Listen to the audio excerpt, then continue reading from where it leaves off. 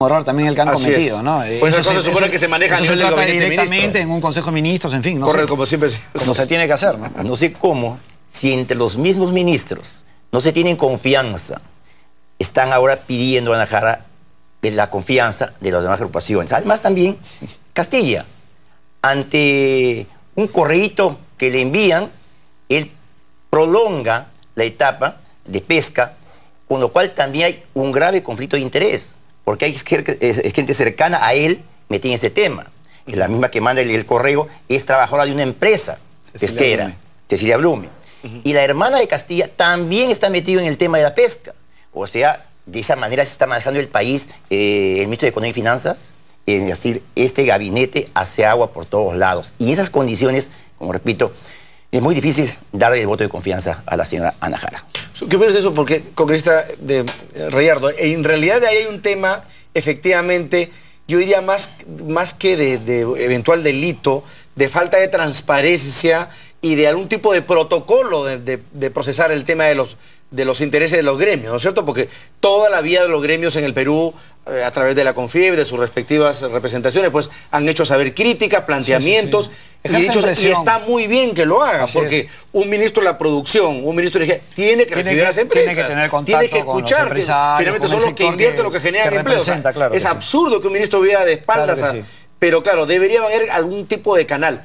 Esa es la primera versión que quiero pedirle. La segunda es ¿a qué grado de desconfianza hemos llegado en el aparato del Estado que se tienen que utilizar correos personales para tratar temas de interés público? O sea, la experiencia que hubo con el ministro... Es que ahí está el error, ¿no? Exministro de Comercio Exterior, el señor José Luis Silva, en el que se intervinieron hasta cosas personales, pues ha quedado pues como un precedente terrible. En primer término, reiterar que estas prácticas hay que desterrarlas de una vez por todas. No es posible que en el Perú estemos siempre asistiendo a ser testigos de estas cosas. Claro.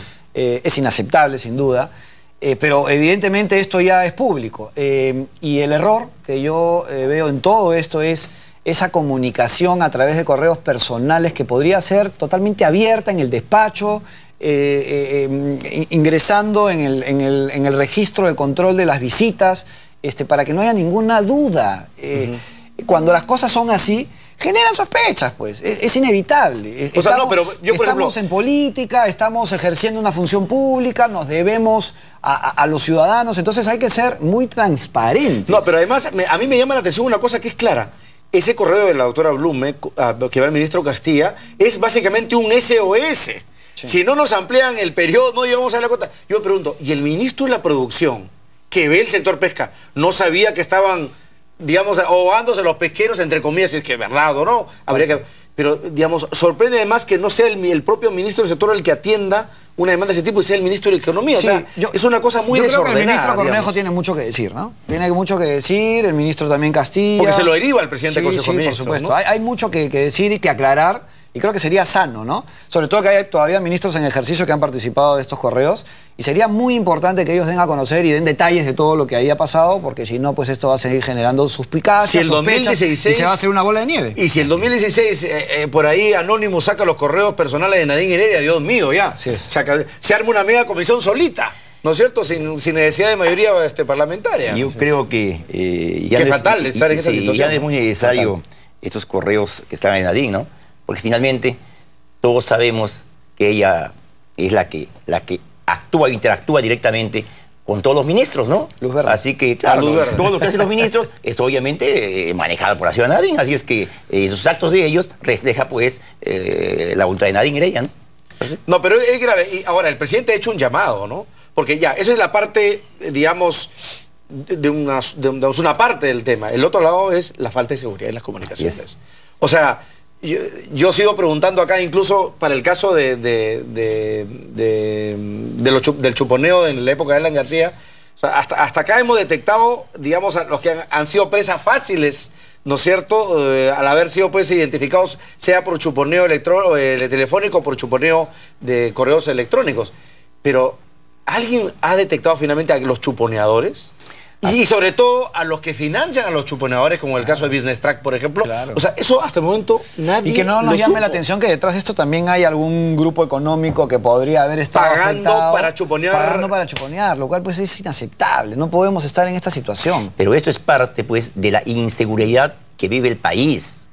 No es la primera vez que pasa. Recordamos también la candidata del PPC, Lourdes Flores, fue chuponeada. O sea, hay alguien en el país, grupo de personas que Sí. están dedicadas Estas a prácticas chuponear. mafiosas, ¿no? Y Que no- tienen y- otros- así es. pero hay otros que financian. Y claro, Claro, claro, y no claro. sabemos... Eso es lo que hay que identificar Y hasta el también. momento, en realidad no sabemos Hay una red ahí. cuánto de nosotros estamos igual chuponeados, Por supuesto. cuánta información tienen. Porque justamente cuando alguien coge un puesto importante, al día siguiente o a los 2 días sale ya, se infiltran esas comunicaciones que ha tenido. O sea, quiere decir que están guardados muchas comunicaciones que todavía no salen. Y este gobierno creo que tiene la obligación de desterrar esta práctica y hacer todo lo posible por dar con estas personas que están chuponeando y obviamente también con los autores intelectuales, los que pagan por esta práctica, y también debe haber una sanción muy drástica sobre ellos. Ahora, habría que pedirle al ministro Urresti, que está siendo tan proactivo en el tema de detención de bandas y de criminales, que también le ponga un poquito de punche al asunto de la inseguridad en las comunicaciones, ¿no? Por supuesto, O sea, por digamos, supuesto. nos parece muy bien que haya elevado su popularidad,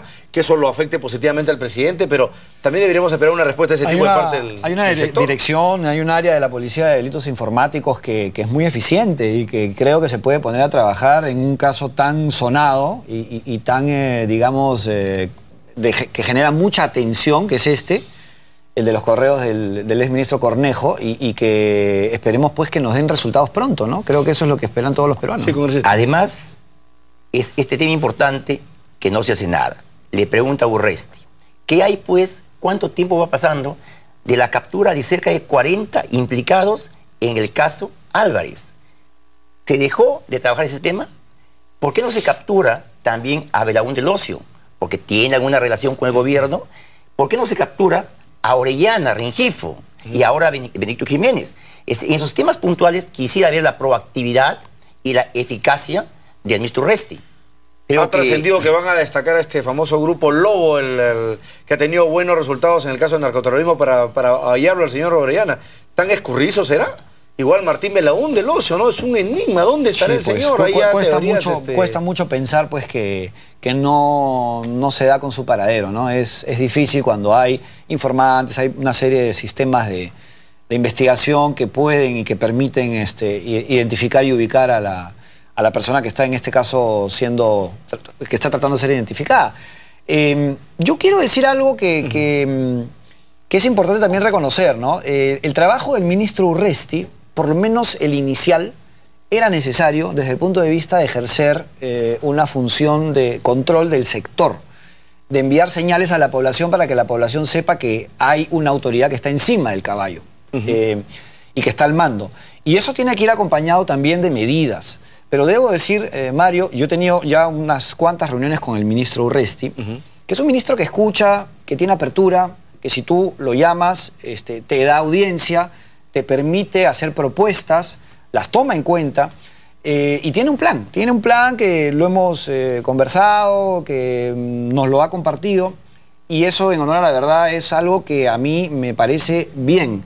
Y lo digo porque los ministros anteriores no tenían esa apertura y esa disponibilidad y esa disposición. Se notaba más una suerte de indolencia, ¿no? Se notaba más Indiferencia. una cuestión política. Se notaba más que estaban en una cartera cumpliendo órdenes y tratando de hacer del sector un manejo político.